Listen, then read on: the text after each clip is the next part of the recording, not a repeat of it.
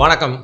கட்டா குஸ்தி எப்பவுமே வந்து படத்த பார்த்துட்டு உடனே திடுதிப்புன்னு சொல்லிட்டு ரிவ்யூ போடுவியே, "இது என்னப்பா மேட்ரு?" அப்படின்னு கேட்குறீங்களா? ஆக்சுவலா மேட்ரு என்ன அப்படின்னா, இந்த படம் நான் பார்க்கல. பார்க்க முடியாம ஒரு ஒரு எப்படி சொல்றது, பர்சனல் ஒர்க்னால வந்து பார்த்தீங்கன்னா, ஹெல்த் கண்டிஷன்னால அந்த படத்த வந்து பார்க்க முடியாம போயிடுச்சு. அதனால நெக்ஸ்ட் ஃப்ரைடேலேருந்து ரிவ்யூலாம் வரும். பட் ஒரு படம் வந்ததுக்கு அப்புறமா வந்து அத பத்தி பேசுறோம்னா, கண்டிப்பா ஏதாவது சச்சரவு, விவகாரம் இல்லாமலையா சொல்லுங்க. அப்படிதான் வந்து இந்த கட்டா குஸ்தி படம் வரதுக்கு முன்னாடியே என்ன விவகாரம் ஆச்சுன்னா, எல்லாருக்கும் தெரியும். விஷ்ணு விஷால் அவர் வந்து அந்த ப்ரொமோஷன்ல வந்து தலைவர் தலைவர் அப்படின்னு சொல்லிட்டு ரஜினிகாந்த் அவர்கள் படக்கூடிய கஷ்டம், ஆனாலப்பட்ட ரஜினிகாந்த் அவர்களே பார்த்தீங்கன்னா, இப்போ வந்து தன்னிலை விளக்கம்லாம் குடுக்க வேண்டியிருக்கு. அந்த அளவுக்கு இப்ப நல்லா இருக்கு அப்படிங்கிற மாரி பட்டும் படாம ஏதோ ஒரு விஷயத்த வந்து சொல்லிட்டு போனாரு. அது வந்து சரி அவர் நிஜமாவே முதல்வர் விஜய் அவர்கள தான் வந்து மீன் பண்ணி சொன்னாரா அப்படின்னு சொல்லிட்டு தெரியல. பட் அது அந்த மாரி வந்து பார்க்கப்பட்டுச்சு. எனக்கும் டக்குனு அது மாரி தான் வந்து தோணுச்சு. ஆனா அடுத்த நாள் ஃபுல்லா வைரல் ஆக்கிட்டாங்க. யாரெல்லாம் முதல்வர் விஜய் அவர்கள புடிக்கலையோ அவங்கலாம் பார்த்தீங்கன்னா, அத வைரல் ஆக்குனது மட்டும் இல்லாம, இன்னொரு பக்கம் யாரெல்லாம் முதல்வர் விஜய்க்கு ஆதரவா இருக்காங்களோ, அவங்கலாம் பார்த்தீங்கன்னா, விஷ்ணு விஷால் அவர்களோட தனிப்பட்ட வாழ்க்கை, அவருடைய கேரியர் கிராஃப், அவருக்கும் நடிகர் சூரிக்கும் இருக்கக்கூடிய அந்த கேஸ், அந்த பிரச்சனை இருக்கு இல்லையா? அத பத்தி அப்படின்னு சொல்லிட்டு ஃபுல் அண்ட் ஃபுல் வந்து பார்த்தீங்கன்னா, போட்டு கிழிச்சு விட்டுட்டாங்க. எது எப்படியோ தெரிலங்க.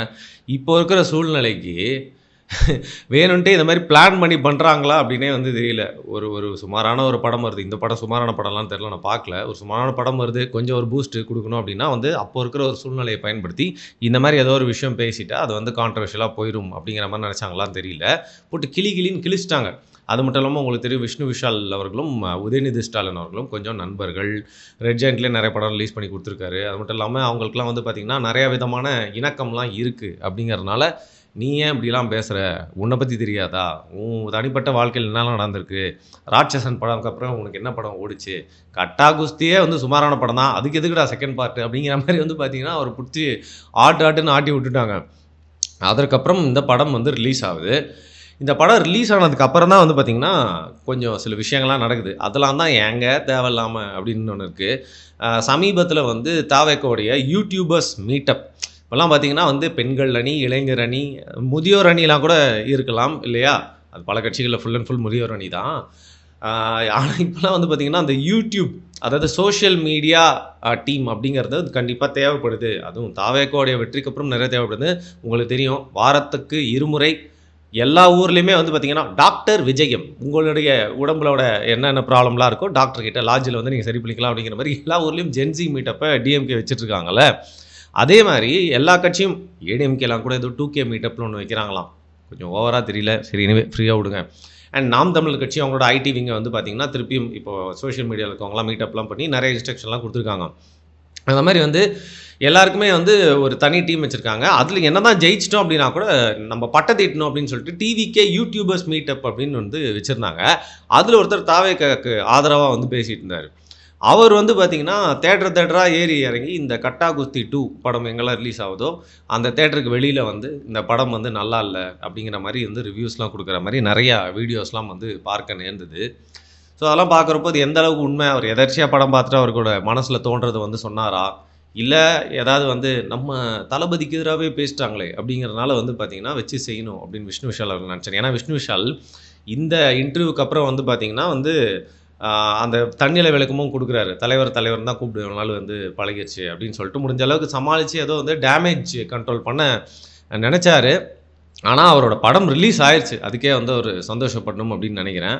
அந்த விதத்தில வந்து பார்த்தீங்கன்னா, சமீபத்தில ஒரு நாய்க்குட்டிய பத்தி வேற வந்து ஒரு பேட்டியில சொல்லியிருந்தாரு. ஒருத்தங்க கிட்ட இருக்க நாய்க்குட்டிக்கு வந்து பார்த்தீங்கன்னா, அந்த நாய்க்குட்டியோட அம்மாலாம் வந்து நமக்கு ரொம்ப க்ளோஸுங்க. அதாவது அம்மா நாய். அதெல்லாம் ரொம்ப க்ளோஸுங்க அப்படிங்கிற மாரி வந்து பார்த்தீங்கன்னா, டேமேஜ் கண்ட்ரோல்லாம் பண்ண ரொம்ப ட்ரை பண்ணாரு. இருந்தாலும் தாவேக்கால வந்து பார்த்தீங்கன்னா, கரம் வச்சுட்டாங்களா அப்படிங்கிறது தான் இந்த யூடியூபர்ஸ் மீட்டப்ல பார்த்த அதே தாவேக்காக்காரரு வராரு. அந்த கட்டா குஸ்தி படம் எங்கெல்லாம் வந்து பார்த்தீங்கன்னா வந்து ரிலீஸ் ஆயிருக்கோ, அதில ஒரு 2 தியேட்டர்ல போயிட்டு அவர் பேசியிருக்காரு அப்படின்னு நெனைக்கிறேன். அது மட்டும் இல்லாம இன்னும் நெறைய பேர் விஜய யாரெல்லாம் ஆதரிக்கிறாங்களோ, அவங்கலாம் பார்த்தீங்கன்னா, இந்த படத்துக்கு ஒரு பேட் பப்ளிசிட்டி பண்றதுக்காக வந்து ட்ரை பண்ணிட்டுருக்காங்க அப்படிங்கிற மாரி காட்டுனாங்க. பட் அது எந்த அளவுக்கு உண்மை அப்படின்னு தெரியல. ஆனால் ஒண்ணே ஒண்ணு தெரிஞ்சுக்கோங்க. திமுக 2011ல அவங்க தோத்தப்போ வந்து பார்த்தீங்கன்னா, எலக்ட்ரிசிட்டி கட்டு, அது மட்டும் இல்லாம நில அபகரிப்பு, அதுக்கப்புறம் குடும்பத்தின் அந்த ஆக்கிரமிப்பு அப்படிங்கிறது டாமினேஷன் ஃபுல் அண்ட் ஃபுல் இருந்துச்சுல்ல. அதில முக்கியமா எல்லா மக்களுக்குமே வந்து ரொம்ப உறுத்தலா இருந்தது அப்படிங்கிறது, இந்த சினிமா சம்மந்தப்பட்டு அவங்க பண்ண டாமினன்ஸை யாராலையும் ஏற்றுக்க முடியல. அதை வந்து பார்த்திங்கன்னா மீண்டும் 10 வருஷம் கழிச்சு கூப்பிலேருந்து ஏஞ்சி வந்து ஆட்சிக்கு வந்தாங்கல்ல, அதே தப்பை மீண்டும் பண்ணாங்க. அதில் ரெட் ஜெயண்ட்டோடைய பேர் எந்த அளவுக்கு அது அடிபட்டுச்சு. அது மட்டும் இல்லாமல் பார்த்தீங்கன்னா வந்து இப்போ கூட ரீசெண்டாக இதய முரளி படம்லாம் வருது இல்லையா, அவர் பாருங்க புராசக்தி படம் எடுத்தாங்கல்ல, அந்த புராசக்தி படம் எடுத்துட்டு சுதா கொங்கராக்கு வந்து ஏதோ 6.5 கோடி ரூபா வந்து கடன் கொடுக்கலையா, ஐ மீன் லைக் கொடுக்க வேண்டிய சம்பளம் கொடுக்கலையா. அது வேற பிரச்சனையாக போயிட்டுருக்கு. அது எப்படி இருக்கும்னு நினைக்கிறேன். எடுத்ததே டுபாகூர் படம், இதில் இன்டர்வியூவில் ஒரு ஓவர் பேச்சு, காசு கொடுக்குமா அப்படின்னு நினச்சிட்டாங்களா என்னன்னு தெரில. டுபாகூர் படம் எடுத்தாலும் காசு கொடுக்க வேண்டியது உங்களுடைய கடமை இல்லையா, நீங்கள் வேறு பெரிய இடம் அப்படின்னு சொல்லிட்டு இப்போ அது வேறு லீகலாக ஏதோ ஒரு கேஸ் போயிட்டுருக்கு. ஸோ 2-3 பேனர்கள் மட்டுமே ரொம்ப டாமினேட் பண்ணி இந்த பெரிய படங்கள், பெரிய தயாரிப்பாளர்கள் மட்டும் இல்லாமல் சிறு படங்கள்லாம் யோசிச்சே பார்க்க முடியாத அளவுக்கு யாரெல்லாம் கப்பம் கட்டுறாங்க, அடி பண்ணிடுறாங்க, இல்லை ரெட் ஜெயண்ட்டுக்கு ஒத்து போகிறாங்களோ அவங்கலாம் வந்து படம் ரிலீஸ் ஆகுன்ற மாதிரி பண்ணி வச்சுருந்தாங்க. இப்போ தெரிஞ்சோ தெரியாமலையோ விஜய் அவர்கள் டேரெக்டாக அப்படி பண்ணுறாரு, இல்லை ரூட் மீடியா அப்படி பண்ணுது அப்படின்லாம் நம்மளுக்கு தெரியாமல் சொல்லக்கூடாது. பண்ணால் கண்டிப்பாக அதையும் பேசுவோம், பேசாமலாம் இருக்க மாட்டோம். அப்படிலாம் வந்து பயந்து வாயெல்லாம் மூடிட்டு இருக்க முடியாது. திமுகவுக்கு அந்த விதத்தில் என்ன மரியாதையோ அதே மாதிரி விஷயங்கள் தாவேக்கா தரப்புலேருந்து வந்தால் அதே மரியாதை தான், அதை பற்றி வந்து பேச தான் தீருவோம். பட் அந்த மாதிரியான ஒரு டாமினன்ஸ் இல்லை ஒரு மாஃபியா வந்து பார்த்திங்கன்னா உருவாகுதா, இல்லை உங்களோட பேரை சொல்லி நிறைய பேர் வந்து உங்களுக்கு கொஞ்சம் ஜிங்சாக் அடித்தா உங்களை கொஞ்சம் குஷிப்படுத்தலாம் அப்படிங்கிறதுக்காக பண்ணிகிட்ருக்காங்களா அப்படின்னு தெரியல. விஷ்ணு விஷால் அவருக்கு வந்து பெரிய ஃபேன் ஃபாலோயிங் இல்லாமல் இருக்கலாம், அவர் பெரிய கமர்ஷியல் ஹீரோவாக இல்லாமல் கூட இருக்கலாம். பட் படம் அப்படிங்கிறப்ப அது சம்மந்தப்பட்ட நல்லது கெட்டன்றது எல்லா மக்கள்கிட்டையும் போய் சேரும்ன்றதுனால எல்லாருமே உற்று நோக்கிக்கிட்டு இருப்பாங்க. அதனால் திமுக பண்ணால் அதே தவிர வந்து தாவேக்கா அரசாங்கம் வேறு யாராவது ஒரு வேளை அவங்க பேர் சொல்லி பண்ணுறாங்கனாலும் விடக்கூடாது. இல்லை நீங்கள் பண்ணுறீங்க அப்படின்னா திமுகவுக்கு என்ன நடந்தோ அதே வந்து உங்களுக்கும் நடக்கிறதுக்கான வாய்ப்பு இருக்குது.